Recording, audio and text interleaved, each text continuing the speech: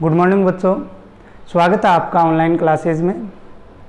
जैसा कि हम बात कर रहे थे आपके चैप्टर नंबर 2 की, ठीक है ना। Chapter number 2 classification of living beings, उसके अंदर हमने जगतों की बात की थी, जगत जो होते हैं उनकी बात की थी। किंगडम्स जिसमें हमारा मोनेरा और प्रोटिस्टा जो थे वो कंप्लीट हो गए हैं। आज हम बात करेंगे 3 नंबर किंगडम की। कौन सा किंगडम है? 3 नंबर जगत की बात करेंगे, वो है आपका फंजाई। कौन सा है? फंजाई, या बोल सकते हो इसको कवक। 3 नंबर में कौन सा है? कवक। कवक की बात करेंगे। कवक की जब बात करते हैं तो सबसे पहले इसकी सामान्य लक्षणों की बात करेंगे। बहुत सारे 15-20 लक्षणों के आज के वीडियो के अंदर हम बात करने वाले हैं। सबसे पहले अगर बात करें कि इसके अंदर सेल का प्रकार क्या होगा, सेल का प्रकार क्या होगा, कोशिका किस प्रकार की होगी, तो मैंने बताया था कि ओनली मोनेरा को छोड़कर बाकी सभी में सेल्स जो होती हैं वो यूकैरियोटिक होती हैं। कौन सी होगी? Eukaryotic cell. अब यूकैरियोटिक सेल में बार बार बता चुका हूं, ऐसी कोशिकाएं जिनमें कैरियन अर्थात केंद्रक सुस्पष्ट होता है क्या कहलाती हैं? यूकैरियोटिक कोशिकाएं कहलाती हैं। केंद्रक के चारों ओर केंद्रक झिल्ली हो और सुस्पष्ट वो पाया जाता है, उसे यूकैरियोटिक कोशिकाएं कहा जाता है। आगे बात करते हैं। इसके अलावा अब अगर हम बात करें 2 नंबर बात की, सेल वॉल अर्थात कोशिका भित्ति की बात करते हैं। कोशिका भित्ति की बात करते हैं तो कोशिका भित्ति जो है वो प्रेजेंट होती है, और आपको बता देता हूं सेलुलोज और काइटिन की बनी हुई होती है। किसकी बनी हुई होती है? सेलुलोज एंड काइटिन की बनी हुई होती है, ठीक है। 3 नंबर बात करते हैं सेल मेम्ब्रेन अर्थात कोशिका झिल्ली, सेल मेम्ब्रेन। अब पता है अगर यूकैरियोटिक सेल है तो कोशिका झिल्ली उपस्थित रहेगी, प्रेजेंट होती है। क्या होती है? प्रेजेंट होती है। इसके बाद बात करते हैं 4 नंबर। 4 नंबर में हम बात करते हैं इसके जो शरीर की संरचना किस प्रकार की होती है। कोशिका से मिलकर बनी होती है, या बहुत सारी कोशिकाओं से मिलकर बनी होती है, या ऊतकों से मिलकर बनी होती है, या अंगों से मिलकर बनी होती है, या तंत्र से मिलकर बनी हुई होती है। बात करते हैं इसके बॉडी स्ट्रक्चर की। बॉडी स्ट्रक्चर काय संरचना की बात करते हैं तो मल्टी सेलुलर होती है। मल्टी सेलुलर का मतलब है बहुकोशिकीय होती है, जबकि अपवाद भी है, इसमें एक कोशिका भी होती है। ईस्ट के अंदर, ईस्ट एक कवक का उदाहरण है जिसमें एक कोशिका भी होती है, ठीक है। तो ये बहुकोशिकीय होते हैं, जबकि अपवाद स्वरूप ईस्ट जो होता है कवक, उसके अंदर केवल एक कोशिका होती है, ठीक है। तो बहुकोशिकीय इनके शरीर की संरचना होती है। इसके बाद में हम बात करें इनके पोषण न्यूट्रिशन मेथड की। पोषण की बात करें तो पोषण की जब बात करते हैं तो ये परपोषी होते हैं, अर्थात परपोषी के साथ साथ ये मर्तोपजीवी भी होते हैं। सड़े गले कार्बनिक पदार्थों को अपना भोजन बनाते हैं, तब तो इन्हें मर्तोपजीवी, लेकिन अधिकतर ये परपोषी होते हैं, अर्थात अपना जो भोजन है वो दूसरे जीवों से प्राप्त करते हैं। जैसे कि हम हैं, हम भोजन स्वयं नहीं बनाते हैं, मतलब ये है इनके अंदर फोटोसिंथेसिस की क्रिया है वो नहीं होगी। फोटोसिंथेसिस की क्रिया क्यों नहीं होगी? क्योंकि इनके अंदर क्लोरोप्लास्ट या हरित लवक जो है वो नहीं पाया जाता है। तो ये परपोषी होते हैं। क्या होते हैं? परपोषी होते हैं, ठीक है। परपोषी के साथ साथ मर्तोपजीवी भी होते हैं। 6 नंबर बात करते हैं इनके अंदर जनन की। किसकी बात करते हैं? रिप्रोडक्शन की बात करते हैं। तो प्यारे बच्चों, रिप्रोडक्शन की बात करते हैं तो इनके अंदर भी फर्टिलाइजेशन होता है। क्या होता है? फर्टिलाइजेशन। मेरा कहने का मतलब है निषेचन, अर्थात जिनमें 2 युग्मक, नर युग्मक और मादा युग्मक, या नर केंद्रक और मादा केंद्रक का आपस में जुड़ना या संलयन होना क्या कहलाता है? निषेचन कहलाता है। तो वो क्रिया इनके अंदर होती है, अर्थात फर्टिलाइजेशन द्वारा क्या होता है, जनन होता है, न कि सहयुग्मन या फिर युग्मक संलयन द्वारा इनका नहीं होता है। किसके द्वारा होता है, फर्टिलाइजेशन के द्वारा होता है। जबकि हम प्लांट्स के अंदर भी बात करेंगे, एनिमेलिया के अंदर भी बात करेंगे, तो उनमें भी फर्टिलाइजेशन द्वारा ही रिप्रोडक्शन की क्रिया जो है वो होती है। अब हम कुछ और इनके सामान्य लक्षणों की बात कर लेते हैं, इनके अलावा कौन कौन से लक्षण हैं उनकी बात कर लेते हैं। तो देखिए आगे लक्षणों की बात करते हैं।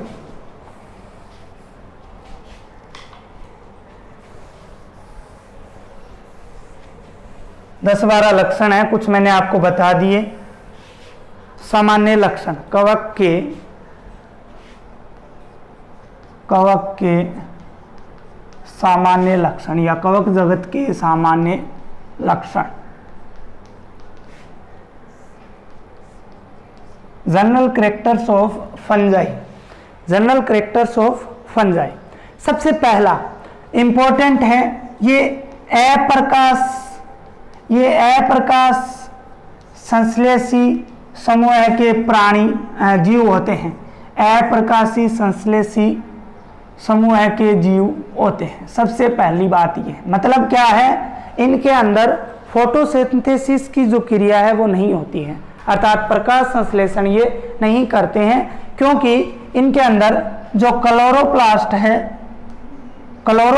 है अर्थात हरित लवक जो है वो नहीं पाया जाता है। हरित लवक क्या रहता है, अनुपस्थित रहता है, जिसके कारण ये प्रकाश संश्लेषण की क्रिया जो है वो नहीं करते हैं। 2 नंबर की बात करें तो इनका जो पादप शरीर होता है या इनकी जो बॉडी होती है वो धागे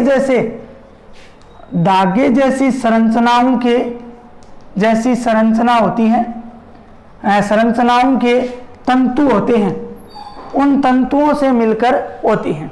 धागे जैसे क्या होते हैं, धागे जैसी संरचना के फिलामेंट्स होते हैं, तंतु होते हैं, हाइपी जिनको बोला जाता है, उन तंतुओं से मिलकर बनती हैं।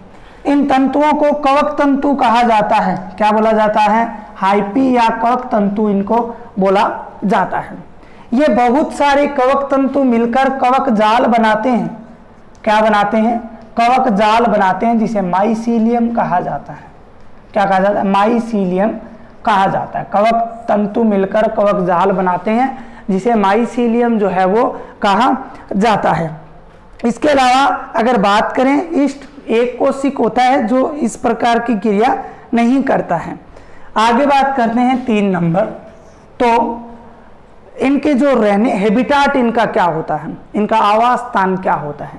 हैबिटाट की अगर बात करें, हैबिटाट तो देखो ये गर्म, नमी, छायादार का मतलब क्या है, कम प्रकाश वाले स्थानों पर रहना ज़्यादा पसंद करते हैं। कम प्रकाश वाले स्थानों पर निवास करते हैं या यहाँ पर पाए जाते हैं। गर्म स्थान, नमी, छायादार व कम प्रकाश वाले स्थानों पर रहना ये क्या करते हैं, पसंद करते हैं। बात करते हैं इनकी कोशिका भित्ति की, तो वो मैंने आपको बता ही दिया किसकी बनी होती है, सेल वॉल, सेलुलोज व काइटिन की बनी हुई होती है। सेलुलोज व काइटिन की बनी हुई होती है। ठीक है। इसके अलावा अगर हम बात करें तो इनमें जो संचित भोजन है, क्या है, संचित भोजन वो वसा एवं तेल के रूप में रहता है। संचित भोजन जो है, संचित भोजन जैसे हमारे अंदर ग्लाइकोजन के रूप में, इनके अंदर वसा एवं तेल के रूप में रहता है। वसा एवं, ठीक है ना, लिपिड्स एंड ऑयल के रूप में जो भोजन है वो संचित रहता है। इसके बाद बात करें तो ये परपोषी होते हैं, मर्तोपजीवी होते हैं, ये मैंने बता दिया। इसके अलावा ये सहजीवी भी होते हैं। क्या होते हैं, सहजीवी। सहजीवी का क्या मतलब है, सहजीवी का मतलब होता है किसी अन्य जीव के साथ मिलकर अपना जीवन यापन करना। सहजीवन, सह का मतलब साथ और जीवन का मतलब जीवन जीना। ठीक है। तो शैवाल हैं, लाइकेन हैं, इनके साथ ये मिलकर कवक मूल या अन्य उच्च वर्गीय पादपों के साथ मिलकर ये कवक मूल बनाते हैं। क्या बनाते हैं, माइकोराइजा बनाते हैं, कवक मूल जो है वो बनाते हैं। तो ये सहजीवी भी होते हैं, सहजीवन भी करते हैं। इसके बाद में अगर हम बात करें तो इनमें कायिक जनन जो है इनके अंदर कायिक जनन जो है खंडन, विखंडन तथा मुकुलन विधि द्वारा होता है। देखिए तीनों जनन की बात, तीनों प्रकार का जनन इनके अंदर पाया जाता है। कौन कौन सा? Vegetative reproduction, sexual reproduction and asexual reproduction. तीनों प्रकार का जनन इनके अंदर पाया जाता है। जनन की बात करें, रिप्रोडक्शन की, जनन की,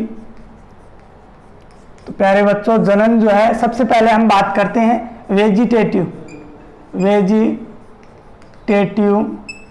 रिप्रोडक्शन की बात करते हैं।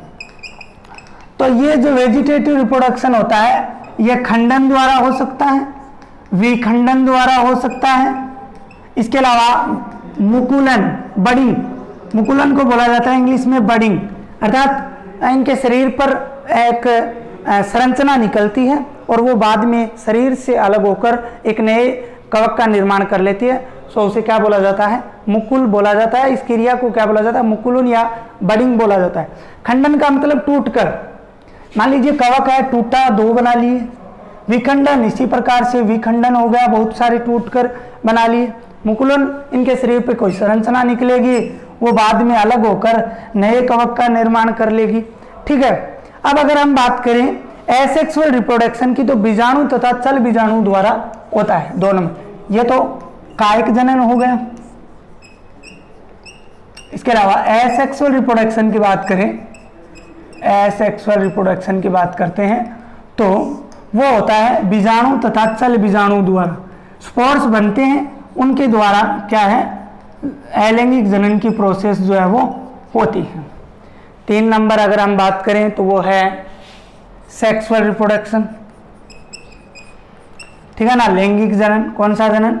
लैंगिक जनन। लैंगिक जनन जो होता है वो होता है निषिक्तांड, एस्केस बीजाणु तथा बेसिडियम बीजाणु द्वारा होता है। इसकी बात 3 चरणों में ये प्रोसेस, सेक्सुअल रिप्रोडक्शन की प्रोसेस जो है वो 3 पार्ट्स के अंदर कंप्लीट होती है। तो उन 3 पार्ट्स की बात हम कल वाले वीडियो के अंदर करेंगे। रही बात टेस्ट की, तो टेस्ट आपका अगस्त के लास्ट में होगा, जिसकी सूचना आपको ऐप के माध्यम से दे दी जाएगी।